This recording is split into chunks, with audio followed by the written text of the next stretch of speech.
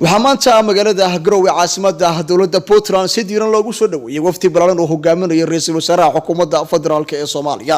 madaxweynaha dawladda Puntland Mudane Saciid Cabdullaahi Dine ayaa garoonka diyaaradaha ku soo dhaweeyay wafdi heer wasiiraha oo hogaaminaya ra'iisul wasaare Xasan Khayre iyo sidoo kale madaxweynaha koonfur galbeed Soomaaliya Mudane Xasan Laftagraan madaxweynaha Hirshabelle Mudane Axmed Cabdi Waare iyo mas'uuliyiin ka tirsan golayaasha dawladda iyo kuwa labada maamul ee siyaasadda iyo sidoo kale mas'uuliyiin kale soo dhaweynta wafdiga waxaa qayb ka ahaa soo dhaweynta wasiirada waxaa qayb ka ahaa madaxweynaha Jubbaland Axmed Maxamed Islaam Axmed Mudoobe iyo sidoo kale madaxweynaha Galmudug Axmed Cabdi Kaari Qoorqoor labaduba hore ugu sugnaayeen magaalada Garoowe caasimada dawladda Puntland gudoomiyaha golaha wakiilada dawladda Puntland Mudane Cabdirashiid Yuusuf Jibriil iyo ku-xigeenkiisa iyo mas'uuliyiin ka tirsan